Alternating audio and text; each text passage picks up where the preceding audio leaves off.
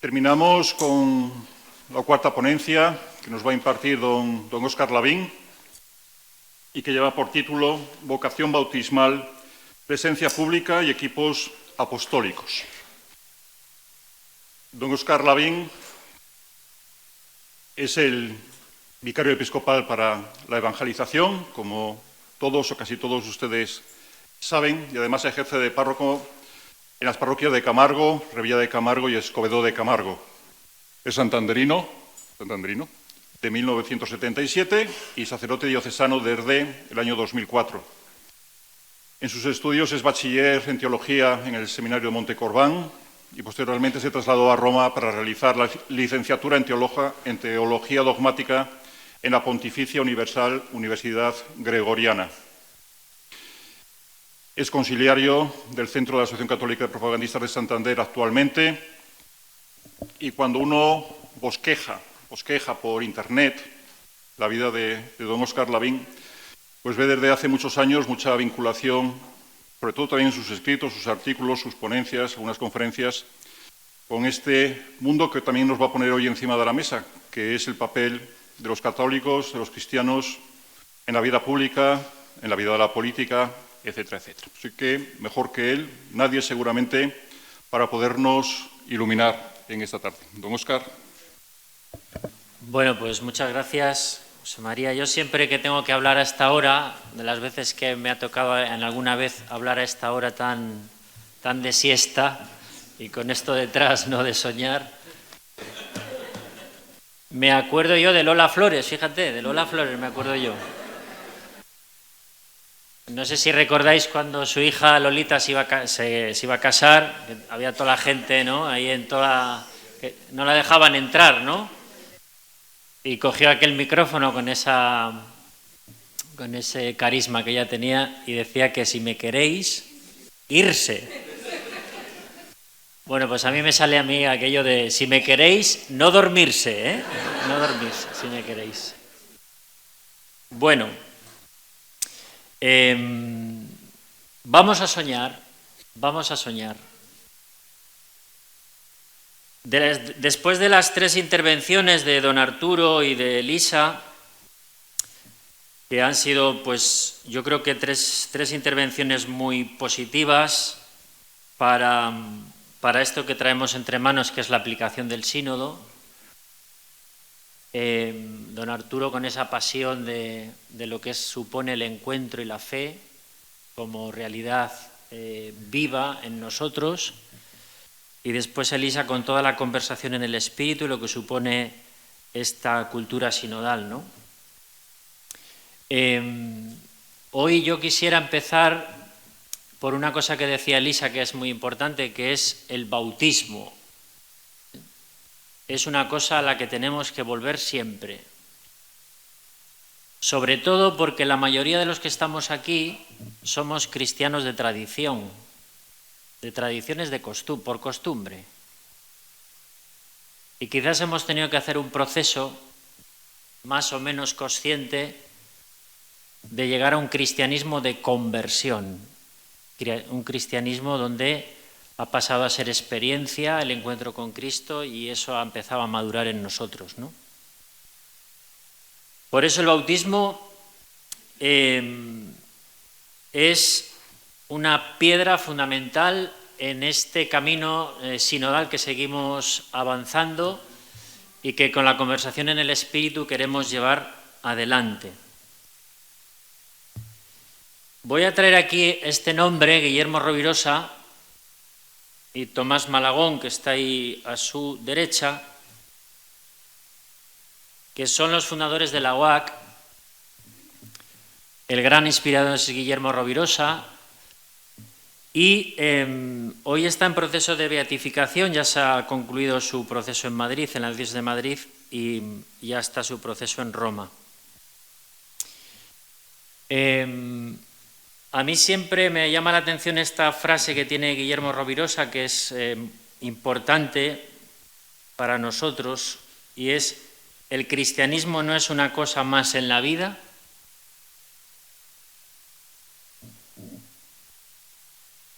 Ser cristiano no es una cosa más. ser cristiano no es una cosa muy importante. Decía Rovirosa que el cristianismo es lo único necesario en la vida. Lo único necesario en la vida.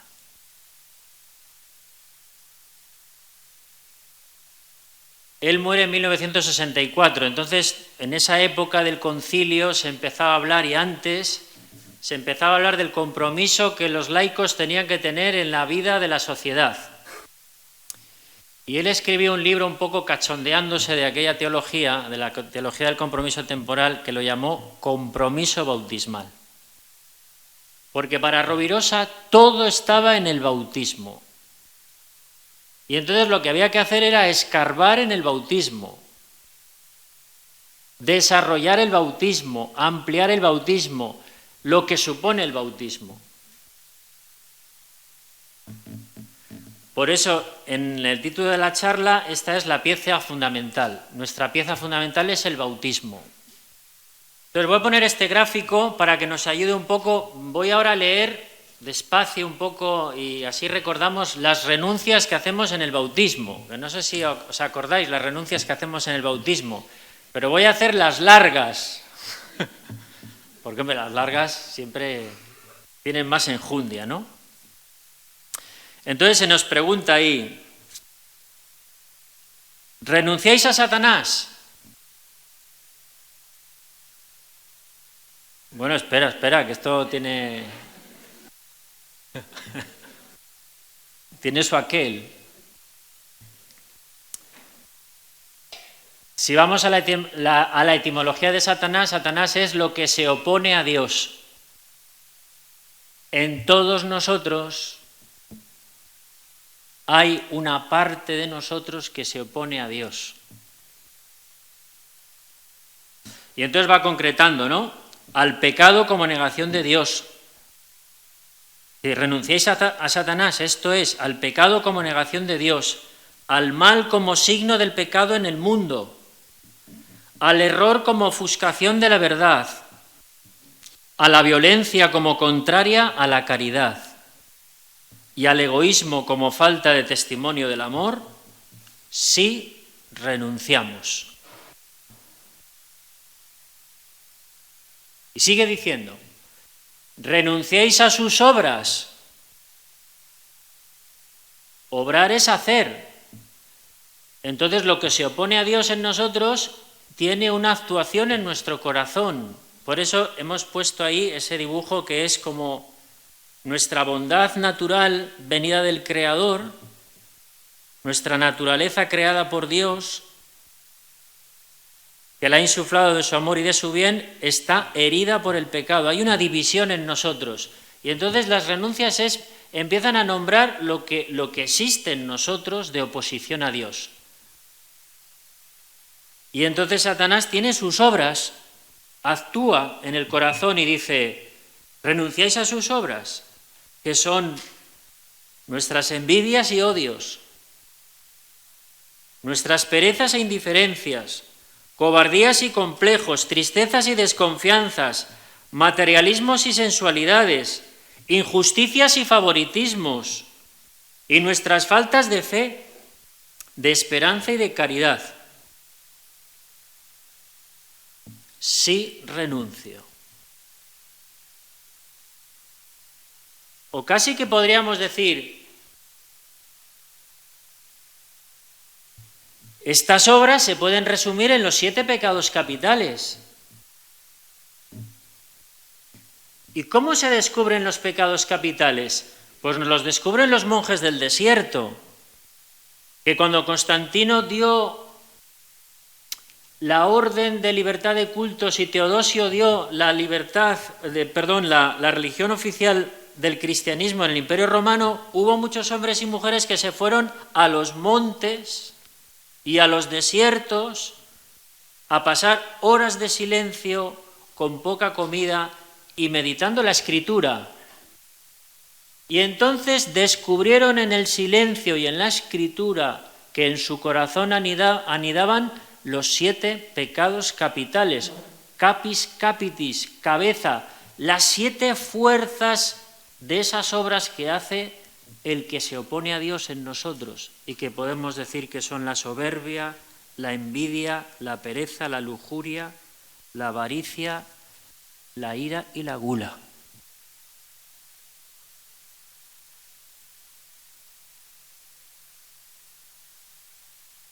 Y sigue diciendo, renunciéis a todas sus seducciones, no solo obra, sino que nos seduce.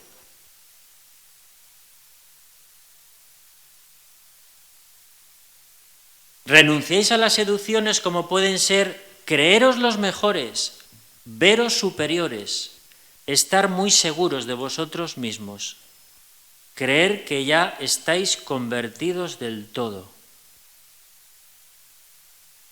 Y yo siempre me acuerdo aquí del cardenal Newman,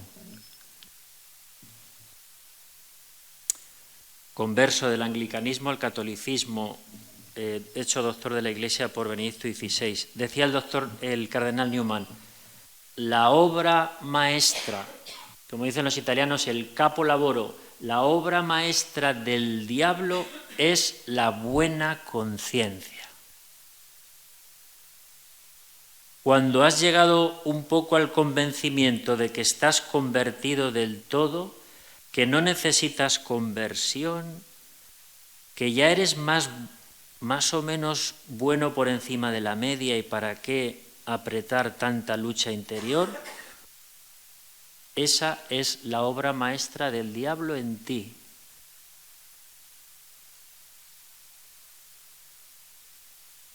¿Renuncias a esa seducción?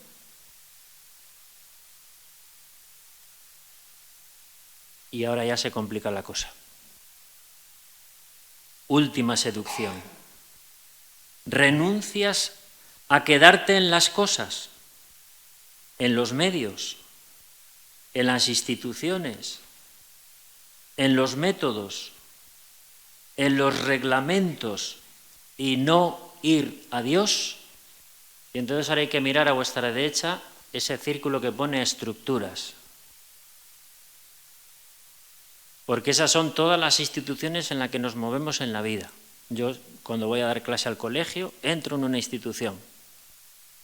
Cuando voy a la farmacia porque me duele la cabeza, entro en una institución. Cuando voy al obispado, entro en una institución. Estamos entrando y relacionándonos siempre con instituciones.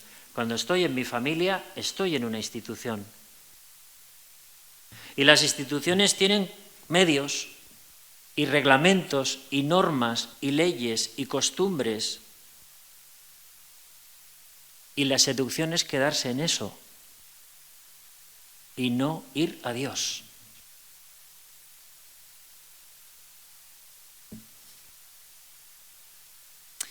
Y aquí empieza a concretar un poquito más y dice, renunciéis a creeros los superiores a los demás, esto es, a todo tipo de abuso, de discriminación, de fariseísmo, hipocresía, cinismo, orgullo, egoísmo personal y desprecio.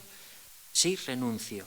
Y renunciéis a inhibiros ante las injusticias y necesidades de las personas e instituciones por cobardía, por pereza, por comodidad o por ventajas personales. Decidme si de esto no hay a toneladas en los trabajos y en las instituciones. ¿Cuántas cobardías experimentamos en nuestros trabajos? ¿Cuántas perezas? ¿Cuántas comodidades? ¿Cuánto bajar y meter la cabeza para encontrar ventajas personales y no enfrentarte a? ¿Renuncias a eso?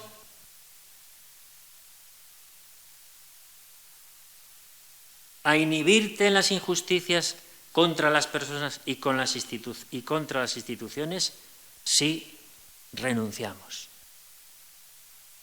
Y por último dice, renuncias a los criterios y comportamientos materialistas, esto es, el dinero como la aspiración suprema de la vida, el placer ante todo, el negocio como valor absoluto y el propio bien por encima del bien común, sí, renuncio. Pero es interesante lo que dice, a los criterios y a los comportamientos. Y esta es la última renuncia fuerte que hacemos en el bautismo. Renunciar a los criterios es renunciar a nuestra forma de pensar, que está basada en las evidencias que almacenamos en la vida. Por eso son tan difíciles cambiar nuestros criterios y nuestras formas de pensar, porque están basadas en cosas evidentes o arraigadas en intereses que nos parecen que nos quitan la piel. Eso es nuestra forma de pensar, es nuestra arquitectura mental, es lo que nos ha enseñado la familia, lo que hemos aprendido, lo que nos parece evidente, nuestra experiencia en la vida, todos nuestros criterios, las formas de pensar y de hacer y de comportarse. Y eso se llama mentalidad. Por eso la palabra que utilizamos en griego de conversión no es algo moral. Metanoia, palabra en griega que significa conversión y que utiliza el Señor, es cambiar la mentalidad. Cambiar los criterios de juicio y de comportamiento.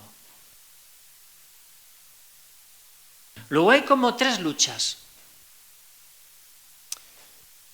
Las luchas con los espíritus que nos mueven al egoísmo, como nombre general de eso que llamamos los pecados capitales y que los padres del desierto nos han descubierto cómo es el corazón humano. El combate y la renuncia a todas las dinámicas institucionales en las que estamos.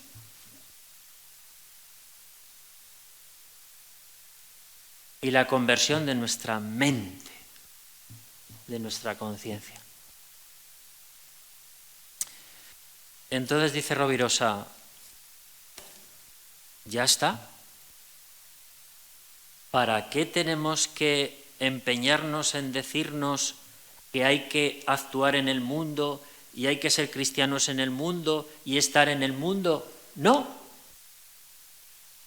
Apliquemos el bautismo. Apliquemos el bautismo. Volvamos al bautismo. No nos salgamos del bautismo. No nos vayamos a una ética, a una moral, a poner sobre nuestros hombres que tenemos que hacer y ser y hacer y ser y ser y hacer. No, volvamos al bautismo. Todo está en el bautismo. Todo está en el bautismo. Compromiso bautismal. El cristianismo no es una cosa más en la vida. El cristianismo no es una cosa importante en mi vida. No, el cristianismo es lo único importante, lo único necesario.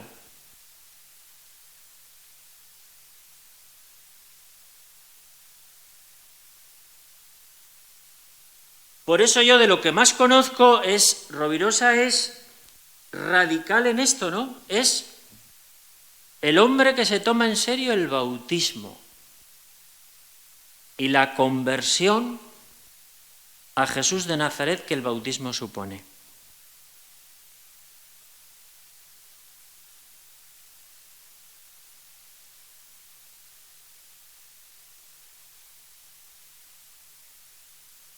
Si el sínodo es volver, más que volver, seguir afianzando la eclesiología del Concilio Vaticano II, que es la eclesiología que empieza a decir que la Iglesia es pueblo de Dios, pueblo de bautizados, hay que volver al bautismo. ¿Por qué hay que volver al bautismo? Porque en el fondo para nosotros el bautismo ha sido tradición y costumbre. Porque venimos de una larga historia de Constantino, de una gran cristiandad que ha tenido hermosas realizaciones, pero que hoy los diagnósticos de la Iglesia Universal y de la Iglesia Europea es que la cristiandad se está desmoronando. Y entonces estamos volviendo al modelo apostólico, es decir, al modelo de la Iglesia de origen.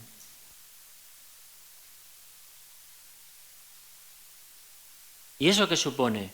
Pues una cosa sencilla es volver al bautismo. Tomarnos en serio el bautismo.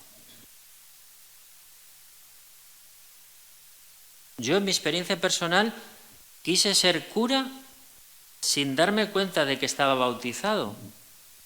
Y en los 3 primeros años del seminario descubrí lo que era ser cristiano.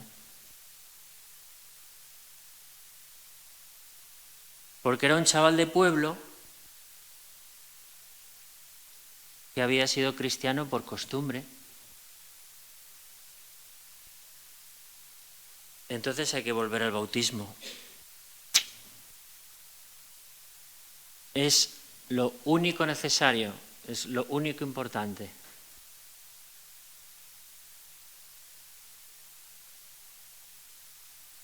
Por eso quizás este dibujo nos puede ayudar, ¿no? Este dibujo somos nosotros. Esa es nuestra alma y nuestro corazón partido por la herida del pecado. Ahí se derrama la gracia.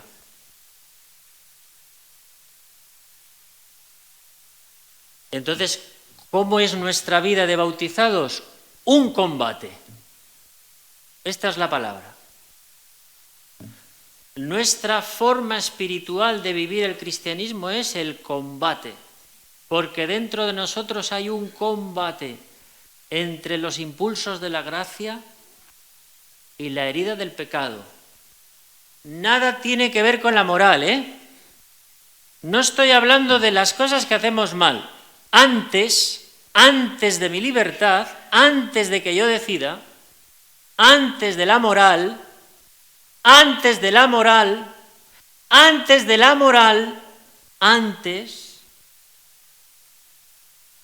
hay una realidad de combate. Pues, ¿qué descubre Rovirosa? Que Dios hace un pacto con nosotros.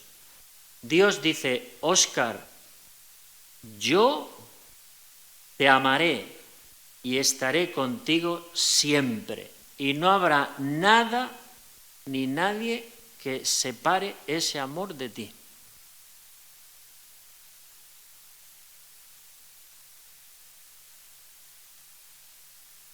¿Y cuál va a ser mi experiencia? Pues la misma que la vuestra, ¿no? Si hacemos examen de esto,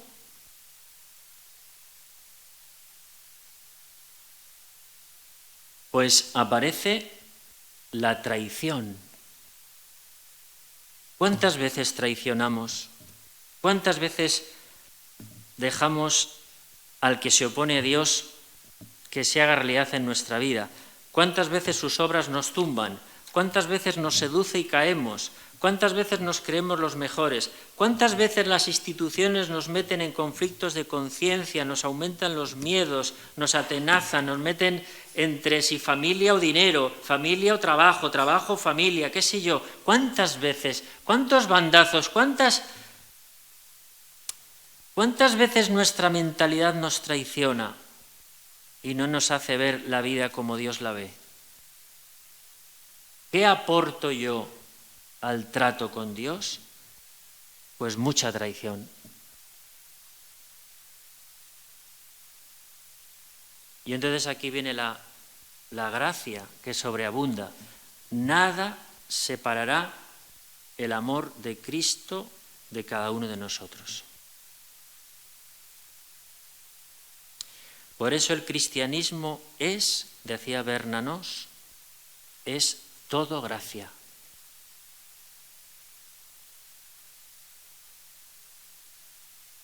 Nuestra fe es una acción de Dios en nosotros.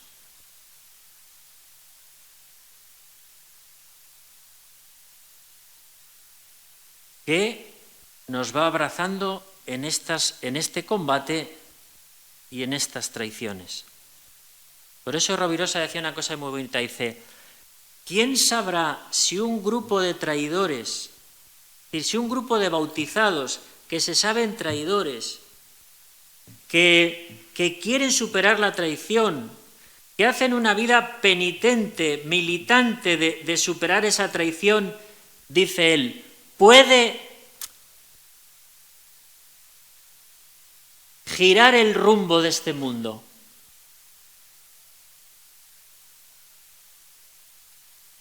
Traducido a lo que venimos diciendo ahora, ¿quién sabe si un grupo de bautizados, intentando vivir la comunión que viene de Dios y que nos hace Iglesia, puede girar el rumbo de esta sociedad? Y no porque por ser cristiano tenemos que hacer y hacer y hacer y hacer y hacer y hacer. No por ser cristianos tenemos que meternos una mochila de hacer y hacer y hacer, sino vivir esa militancia, ese combate interior que está hecho de traición, y en esa traición experimentamos el amor misericordioso de Dios, el amor sobreabundante de Dios, el amor gratuito de Dios.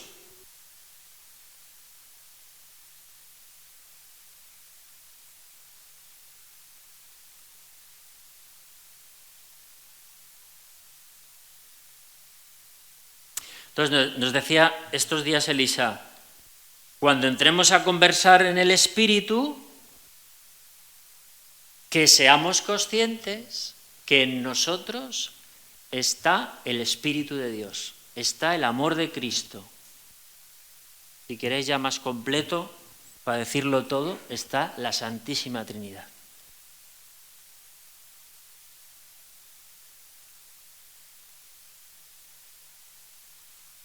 Y la Santísima Trinidad lo que desarrolla en nosotros por gracia, por puro don, es la común unión de hombres y mujeres.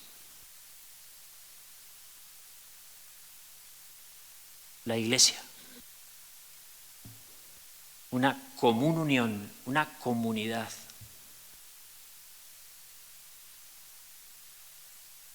Entonces, ¿qué es la conversación en el Espíritu? Pues un método para hacer eso posible.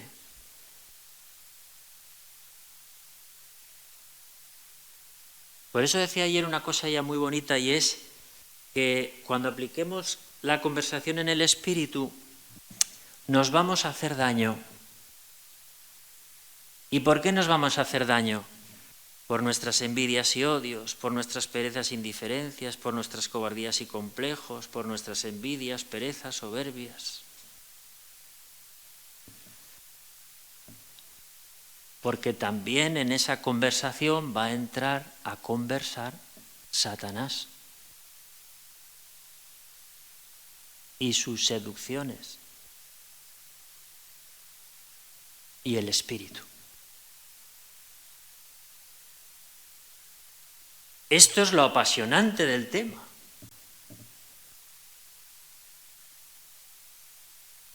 Que en esa conversación nosotros podemos ver por dónde el Espíritu habla en nosotros. Esta formulación San Ignacio que es genial. Hallo en mí tres cosas.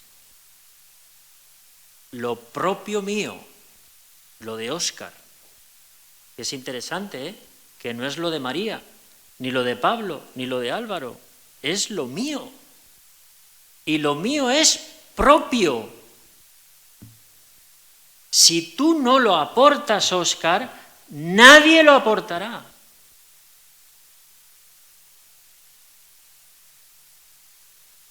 Esto es una cosa que explica Levinas en su libro Totalidad e Infinito, que es abismal. Dice, nunca habrá nadie como yo.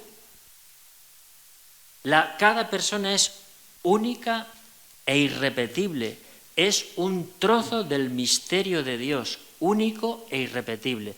Entonces San Ignacio dice, cada uno de nosotros tiene lo propio, y después hallo en mí el buen espíritu que me lleva a lo bueno, a la obra de Dios, y hallo en mí también el mal espíritu, que ya le hemos ido un poco describiendo, ¿no? Y entonces hay que discernir.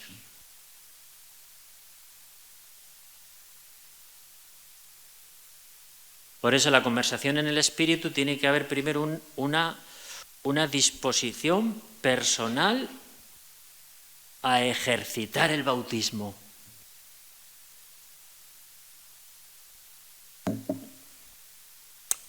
¿Os dais cuenta que no es jugar a ser jesuitas?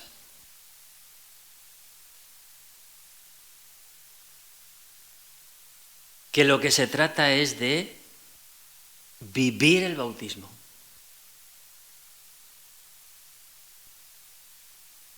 La gracia del Papa Francisco ha sido como apretar el acelerador en la recepción del concilio, ¿verdad? Y nos ha metido en esta tarea hermosa que es el sínodo, de caminar juntos. Porque no sé cuál es vuestra sensación. A mí a veces la sensación que me da quizás es que hemos puesto los carismas, los grandes carismas, por delante del bautismo. Y hemos dejado como el bautismo en la sombra.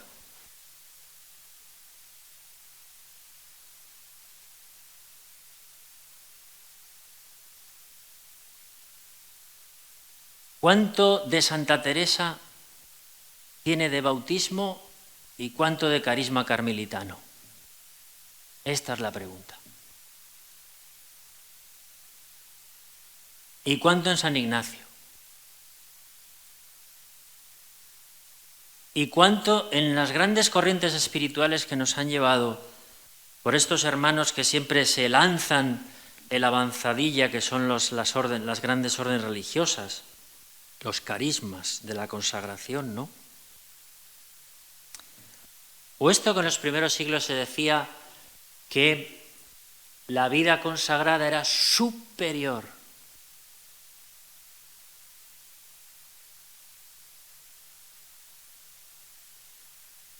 Por eso el descubrimiento que tenemos que hacer es grande, pero ya está en los documentos del Concilio Vaticano II y en toda la gente que lo promulgó. Rovirosa se murió sin conocer cómo acabó el concilio. Y muchos otros, ¿no?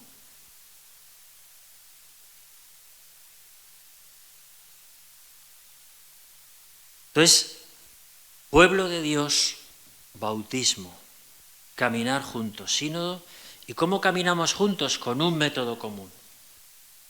La conversación en el Espíritu. En esta aventura de este sínodo, de estas dos grandes etapas, ¿no? Y que ahora estamos en esta fase de poner en práctica.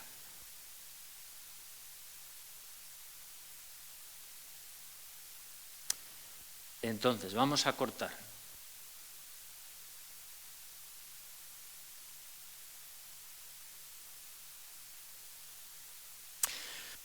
Entonces, nos preguntamos, oye, ¿y esto cómo ponemos en práctica el concilio después del documento? Decir, bueno, pues, el sínodo. Pues hemos pensado, dice, mirad, el cuadro verde, podríamos decir ahí muchas cosas he puesto, podríamos poner muchas más, es como nuestra realidad cotidiana, de nuestras parroquias, de nuestros grupos, los movimientos, las órdenes religiosas, Acción Católica, movimientos apostólicos, es decir, consejos parroquiales, grupos de lectura, qué sé yo, todos los grupos que podemos tener como en nuestra realidad cotidiana, ¿no? Eso es un nivel. Entonces, en el discernimiento del año pasado, dijimos, bueno, pues vamos a intentar activar y reactivar los consejos pastorales arciprestales, que en nuestra diócesis tenemos 13 arciprestazgos. Aquí tenéis el mapa. ¿El 12 cuál es? Llevan.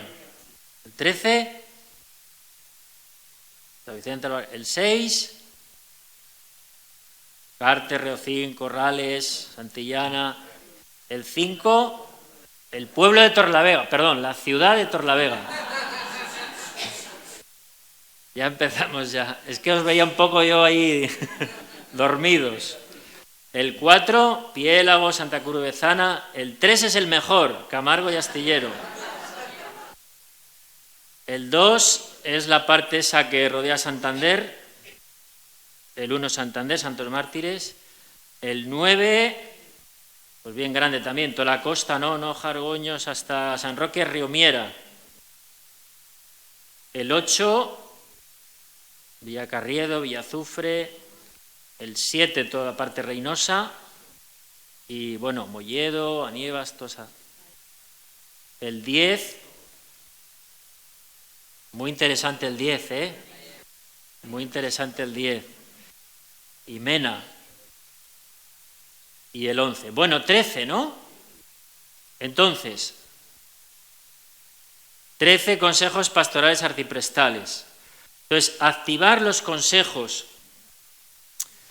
Entonces, para aplicar un método común, que es la conversación en el espíritu, en los consejos,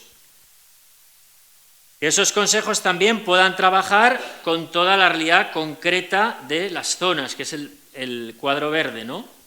Y, finalmente, cada consejo que nombre 3 personas muy importantes, que son el coordinador, el moderador y el secretario. Y aquí importante es el coordinador, que entrará en el equipo sinodal diocesano, que estará pues el vicario, la secretaría de vicarías, de evangelización, los 13 coordinadores y en momentos puntuales los delegados y los secretariados diocesanos en todo lo que se vaya trabajando. ¿Para qué? Bueno, pues para intentar, porque el sínodo dice, hombre, hay que activar los órganos de participación en la Iglesia. Entonces, vamos a activar unos órganos sencillos, con los equipos de trabajo y con método común, método de la conversación en el espíritu. ¿Para qué? Para discernir. ¿Para qué? Para aplicar el bautismo.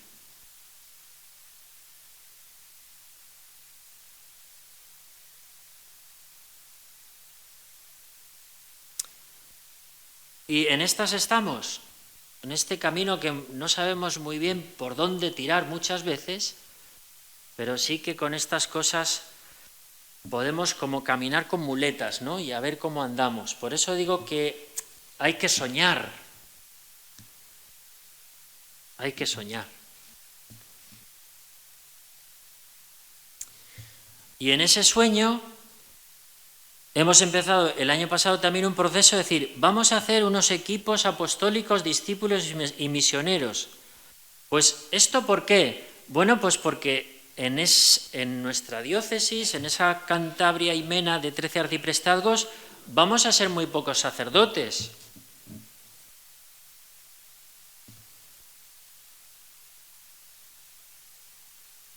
Y entonces tenemos que reestructurar, tenemos que reorganizar, pero no solo es una cosa de reorganización, sino es una cosa de discernimiento. Y entonces, pues, si podemos crear equipos en los diferentes arciprestazgos, equipos apostólicos, discípulos y misioneros, donde estemos laicos, sacerdotes y religiosos, y llevemos adelante todas esas flechas, ¿no? Que los equipos lleven la catequesis, lleven la celebración, lleven la caridad, lleven el acompañamiento y lleven la gestión. Y entonces ahí empezamos a desarrollar los ministerios y los carismas. Y aquí, ¿cuánto me falta? 5 minutos, va. Entonces, cuando hablamos de ministerios y carismas, hablamos que los bautizados, que empezamos ahí como a descubrir y a vivir intensamente el bautismo como no una cosa importante en la vida, sino como lo único necesario,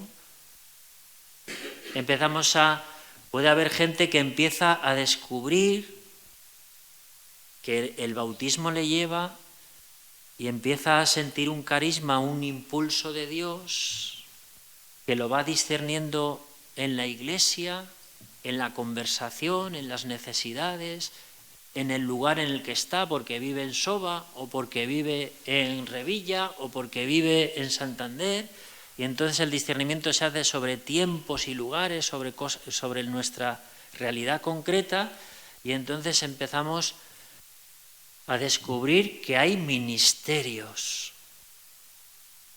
que hay servicios que consagran la vida. palabra a subrayar, que consagran la vida.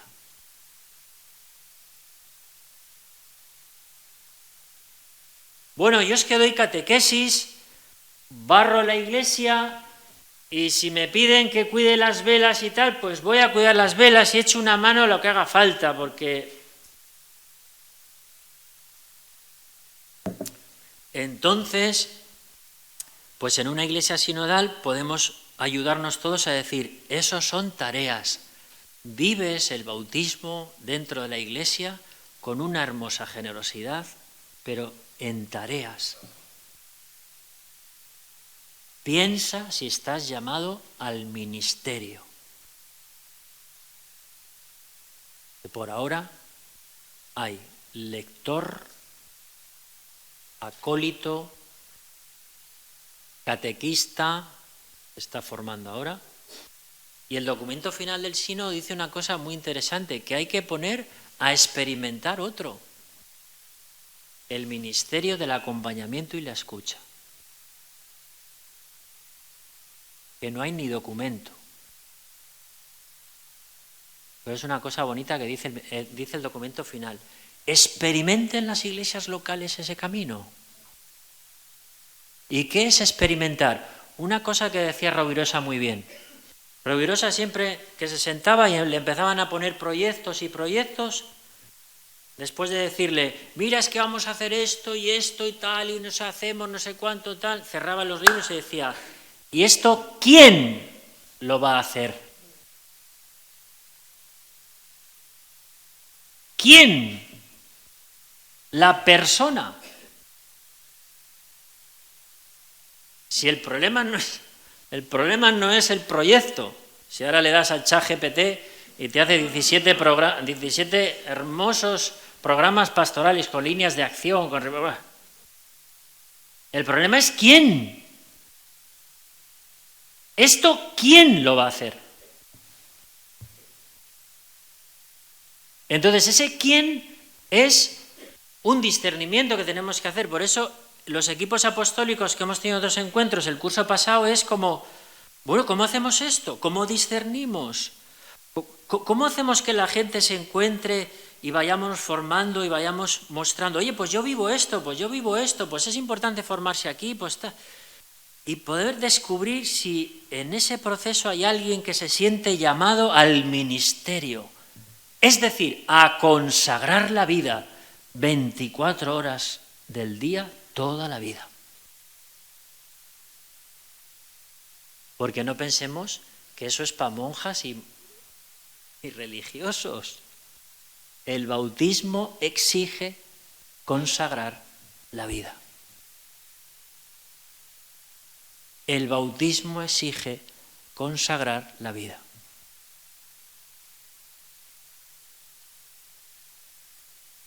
Dos minutos.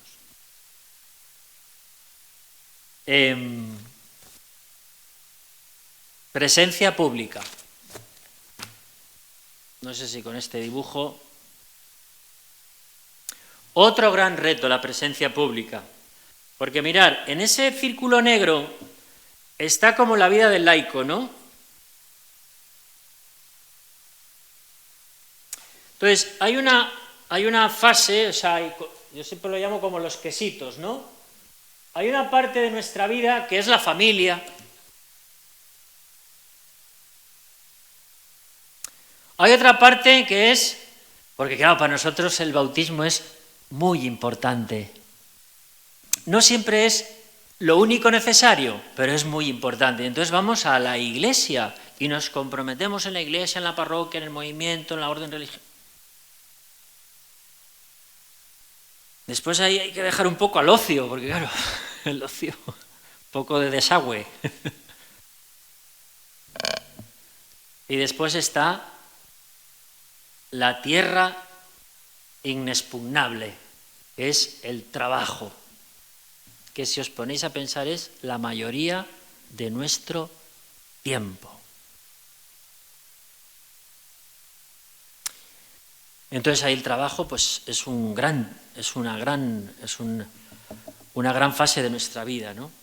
Y entonces hay trabajos que están en la esfera económica, Hay trabajos que están en la esfera política, en la esfera cultural, en la esfera social. Tendríamos que poner hoy una esfera transversal que es la tecnología. Y entonces Rovirosa, pues se le ocurrió que, claro, la Iglesia nos acompaña, ahí tenemos el bautismo, la Eucaristía, la palabra de Dios, los sacramentos, la comunidad, nos acompaña, ¿no? Pero estaréis conmigo que esta parte del trabajo, ¿cómo queda en la Iglesia?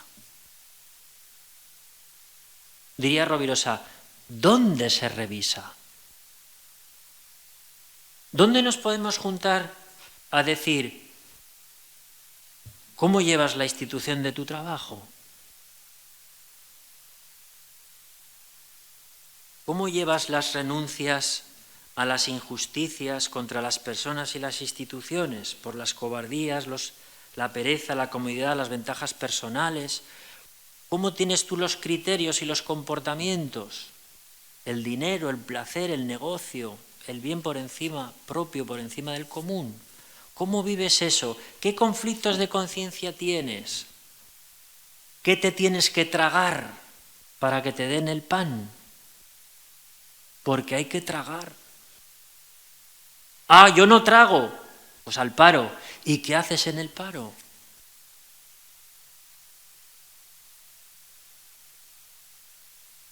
¿Y cuántas veces hablamos de esto en la Iglesia? ¿Y cuántas veces hablamos? 3 años de catequesis o 2 años de catequesis. ¿Vienen o no vienen? Y estos que se bautizan, no sé qué. ¿Y han cambiado la hora de la misa? ¿Pero cómo han cambiado la hora de la misa? Pero si ahora dice que no hay curas, pero si no... ¿Cuántas veces hablamos de eso? ¿Y cuántas veces hablamos de lo otro? ¿Dónde queda el trabajo? Pues eso es otro sueño. ¿Qué podemos hacer para que nuestra presencia pública sea vivencia consciente de nuestro bautismo? Ya no digo si tenemos que hacer o no hacer o echarnos en... No, nuestro bautismo. Por eso, ayer decíamos, nos han dado una bomba, nos han dado una gracia ayer. Elisa nos ha dado una gracia y es un método, y un método común, la conversación en el Espíritu para desarrollar el bautismo. Y entonces yo propongo, no impongo, propongo. ¿Y si la semana de formación del curso que viene, 2026, es el 26, ¿no? Los matemáticos siempre... la dedicásemos exclusivamente a profundizar juntos con talleres y ponencias en el método de la conversación en el Espíritu?